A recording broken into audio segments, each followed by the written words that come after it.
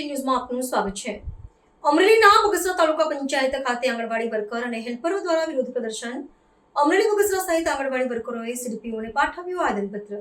બગસરા તાલુકા પંચાયત ખાતે આંગણવાડી વર્કર અને હેલ્પરો દ્વારા વિરોધ પ્રદર્શન।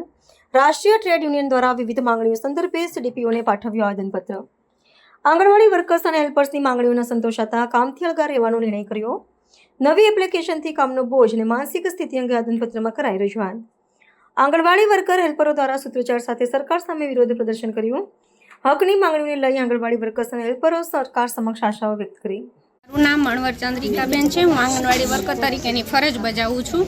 આજે અમારા બહેનો જે કંઈ પણ આંદોલન કરે છે એના મુખ્ય મુદ્દા તો પહેલાં તો અમારો પગાર વધારો, તેમજ સરકાર અમને મોબાઈલ આપે, જેથી કરીને અમારા પોતાના પર્સનલ મોબાઈલમાં જે કંઈ પણ કામ કરીએ છીએ ભાઈ પરિસ્થિતિ એવી છે કે બેલેન્સના એક તો ભાવે એવા છે, બીજા નંબરમાં અમારા બધા બહેનોના ફોન પણ હેંગ થવા માંડ્યા છે। જ્યારે એવીટી એપ્લિકેશન બધી બહેનોએ જ્યારે ફોનમાં નાખી તો એ હાર્મફુલ છે, એટલે એ બધી એપ્લિકેશન અમારા ફોનને નુકસાન કરે છે। બીજા નંબરમાં સરકારને અમારી પાસેથી શું કામ કરાવવું છે કે વાત ઓછી હતી એમ પાછું બીએલઓનું કામ પણ અમારી ઉપર નાખવામાં। અમારી ઘણી બહેનો બીએલઓની કામગીરીમાં એટલી પરેશાન થઈ છે, તમે ન્યૂઝવાળા છો તમને ખ્યાલ જ છે, ઘણા શિક્ષકોએ આપઘાત પણ કરેલા છે, એ તો બધા જાણે જ છે। અમારી બહેનો માનસિક રીતે પણ ખૂબ જ પરેશાન છે। અમે નોકરી કરીએ છીએ, બાળકોનું ભવિષ્ય પણ બગડે છે। જ્યારે પણ અમે બાળ મંદિરમાં ફોનની કામગીરી કરીએ છીએ ત્યારે વાલીઓ ખુદ અમને એમ કહે છે કે બેન તો ફોનમાં પડી રહે છે, પણ અમે અમારું પર્સનલ કામ નથી કરતા ભાઈ, અમે અમારા સરકારી આ જે કંઈ પણ એપ્લિકેશનો છે એનું જ કામ કરીએ છીએ। વાલીઓ પણ ફરિયાદ કરે છે કે બાળકોને તમે પૂરો પ્રાથમિક શિક્ષણ આપતા નથી। તે સિવાય અમારા નાસ્તાના બિલોના ભાવ પણ તમે જાણો તો જાણે સરકાર અમારી મજાક કરતા। એક બાળક દીઠ ₹1.10। તમે વિચાર તો કરો કે ₹1.10 એટલે શું આવે, શું ખરીદી અમે એક બાળક માટે।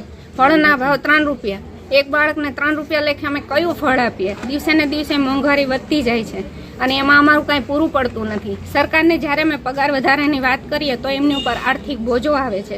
જ્યારે એમણે 8મો પગાર પંચ વધારી અને બીજા સરકારી કર્મચારીઓનો ડબલ ભાવ કરે છે તો આર્થિક બોજ નથી આવતો। અમારો પગાર વધારો કરવામાં આવે તો એમને આર્થિક બોજ ચડે છે। બસ અમારી આ જ બધી માંગણીઓ છે અને તમારા દ્વારા સરકાર સુધી અમારો અવાજ પહોંચે એવી અપેક્ષા છે। આ માંગણીઓ સ્વીકારવા નહીં તો આગામી દિવસોમાં શું કાર્યક્રમ? આગામી દિવસોમાં આનાથી પણ વધારે આંદોલન કરવાની અમારી તૈયારી છે।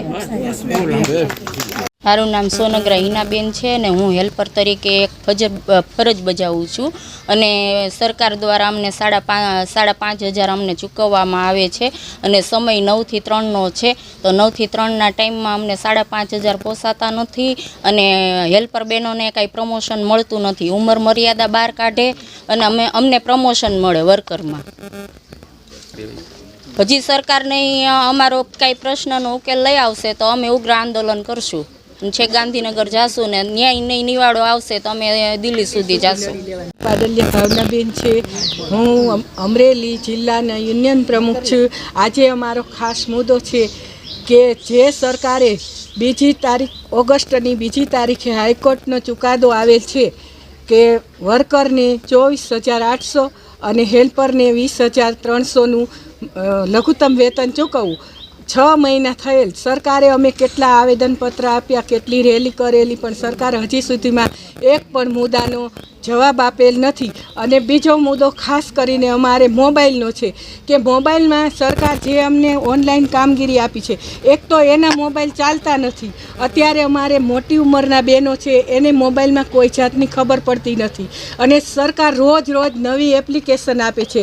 નેટવર્કનો પ્રોબ્લેમ થાય, એપ્લિકેશન ચાલે નહીં, છતાં પણ અમારે કામ કરવું પડે છે। જે અમારો મુખ્ય ધ્યેય છે બાળકોનો, તે તો એક બાજુ જ રહી જાય છે કે અમારે બાળકોને પૂરો પ્રાથમિક શિક્ષણ આપવું, બાળકોને પૂરક પોષણ આપવું, તે તો બધું એક બાજુ જ રહી જાય છે અને સતત અમારે મોબાઈલમાં કામગીરી કરવી પડે છે। અને અત્યારે જે નવી એપ્લિકેશન આવી છે એવીટી, એના ઉપરથી તો સરકારને શું સાબિત કરવા માંગે છે ખબર નથી પડતી કે જ્યારે અમારા બાળકોની અમે સીધી હાજરી પૂરીએ છીએ ત્યારે અમુક બહેનોને 40 બાળકો હોય, 20 બાળકો, 25 હોય, પણ એની સામે 5, 10 એવા બાળકો જ આવે છે।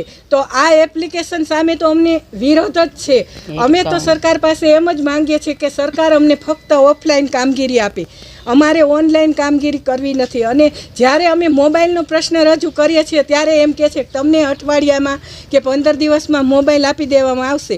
છતાં પણ સરકારે હજુ સુધી અમને મોબાઈલ આપ્યા નથી. હવે તો સરકાર પાસે અમારી એવી જ માંગણી છે કે અમારે હવે મોબાઈલ જોતા નથી, અમારી ઓનલાઈન કામગીરી બંધ કરો અને જે અમને કોર્ટે હુકમ કર્યો છે તે અમને લઘુત્તમ વેતન શરૂ થાય એવું સરકાર પગલાં લે.